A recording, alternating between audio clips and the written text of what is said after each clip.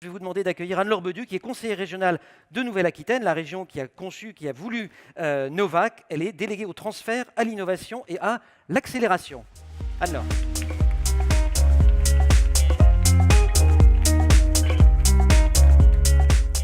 Mesdames et messieurs, bonjour. Je voudrais tout d'abord vous dire tout le plaisir que nous avons, les équipes de la région, l'ADI, à vous accueillir ce matin. Et je voudrais vous souhaiter la bienvenue. Je sais qu'il y a des gens qui viennent de loin et je salue moi aussi Poitiers et Limoges qui sont en conférence avec nous. Alors comme vous le savez, la région Nouvelle-Aquitaine et l'Aquitaine avant est une région qui est extrêmement engagée dans les sujets d'innovation, que nous accompagnons de manière beaucoup plus continue que dans le cadre de cet événement.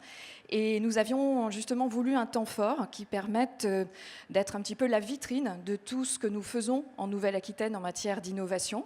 Nous avons souhaité montrer également la diversité des domaines d'intervention qui sont concernés par l'innovation.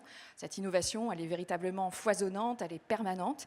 Et puis, on a aussi voulu, bien sûr, rendre hommage à tous les hommes et toutes les femmes qui portent l'innovation dans leurs organisations, un petit peu comme une flamme, et qui les animent au quotidien. Donc, nous avons eu des conférences hier, effectivement, qui ont traité de nos 2 premières thématiques. Nous avons choisi 3 thématiques parce que ce sont 3 domaines d'excellence en matière d'innovation de la Nouvelle-Aquitaine. Donc hier, le cerveau et l'espace. Aujourd'hui, j'en parlerai tout à l'heure, les océans. Et nous avons essayé de poser quelques jalons, de guider nos questionnements, de poser quelques idées sur finalement la manière dont on pouvait aujourd'hui concevoir l'innovation dans ces thématiques. Il y a en bas des ateliers également qui ont été très foisonnants avec des démonstrations d'entreprises, plus de 100 start-up et entreprises qui sont venues exposer leurs process, etc. Donc ça a été très riche. Et c'est vrai que cette innovation, elle est présentée aujourd'hui très souvent et absolument à juste titre comme un facteur de productivité et comme un facteur finalement comme on pourrait dire, de compétitivité. Donc il ne s'agit pas du tout de remettre en cause quelque chose qui était évident. Simplement, il faut ajouter à cet impératif un questionnement sur le fond de l'innovation. Et pourquoi est-ce qu'il faut le faire ? Parce que pour un certain nombre de nos concitoyens aujourd'hui, l'innovation, c'est séparé de la notion de progrès. Étienne Klein a commencé à en parler hier de manière très claire et en donnant quelques statistiques sur le rapport de l'Union européenne H2020 où le mot progrès disparaît au profit de celui d'innovation, cité 220 fois.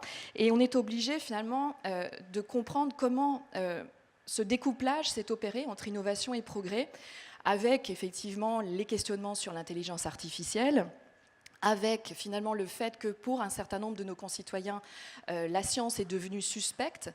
Sa sœur, la technologie, d'une certaine manière, nous impose aussi une forme d'asservissement. En matière scientifique, la question de la rationalité a muté.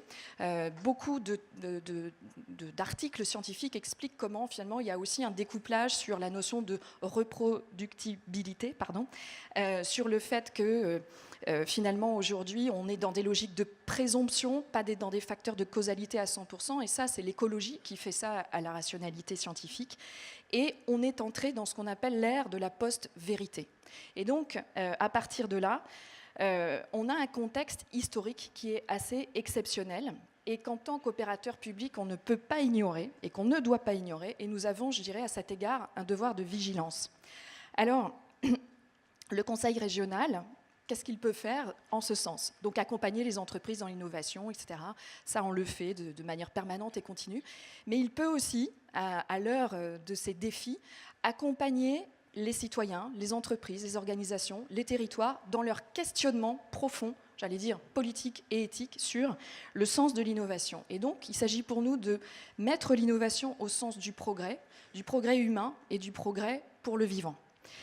Et il y a pour ça des indices et des signaux qui sont bien plus que des signaux faibles, qui sont des signaux forts. Un récent ouvrage a été écrit par Guillaume Pitron sur la guerre des terres rares, mais on peut citer bien sûr, ça a été dit hier, les questions de l'emploi de demain qui ne compenseront pas les emplois détruits, entre guillemets, d'hier et d'aujourd'hui, l'effondrement de la biodiversité qui doit continuer à nous guider. La question du changement climatique, contrairement à tous nos engagements, on continue d'augmenter l'émission des gaz à effet de serre. Les inégalités se creusent dans notre pays, mais aussi à l'échelle mondiale. Et les flux financiers, je rappelle ce chiffre, 9/10 des flux financiers qui circulent sur la planète sont dédiés à des investissements non productifs. Donc, aujourd'hui, ce que l'on peut dire, c'est que les questions scientifiques, les questions qui touchent à la technologie, ne peuvent plus être pensées autrement qu'en les couplant à des questions sociales, des questions éthiques, des questions politiques. Et donc, il y a un véritable enjeu citoyen à cet égard. Cédric Villani est intervenu à l'Université Homme-Entreprise, c'était il y a 15 jours, et il a été interrogé sur la question de la responsabilité des scientifiques, qui est un sujet pour vous, il y a beaucoup de scientifiques qui sont là ce matin. Et cette question de la responsabilité, il l'a présentée en opposant deux personnalités, deux grands savants de la science de la physique. Il a opposé Léo Szilard et Alan Turing. Léo Szilard, c'était un juif hongrois qui a eu l'intuition, le premier, il n'est pas très connu, je ne sais pas si je demande dans la salle qui connaît bien Léo Szilard. Levez la main. Bien, monsieur, bien, merci. Donc Léo Szilard, il a eu l'intuition de la bombe atomique et l'intuition des réactions nucléaires en chaîne. Personne ne s'en souvient et pourtant cet homme a dédié absolument toute sa vie, je salue notre président Alain Rousset, Léo Szilard a dédié absolument toute sa vie à faire comprendre les risques qui étaient liés à l'utilisation politique de l'arme atomique. Alan Turing, lui, il a découvert le code Enigma et pour autant, il n'a jamais eu la moindre parole ou le moindre engagement politique. Alors on pourrait caricaturer ces deux savants, l'un détaché, l'un engagé, et l'appliquer aux politiques. D'une certaine manière, il y aura peut-être les représentants démocratiques, dont je suis, qui auront un engagement à l'égard des questions qu'on vient de soulever, et puis ceux qui finalement laisseront faire la main invisible sur les questions de la science et de la technologie, pour définir d'une certaine manière le projet de l'humanité.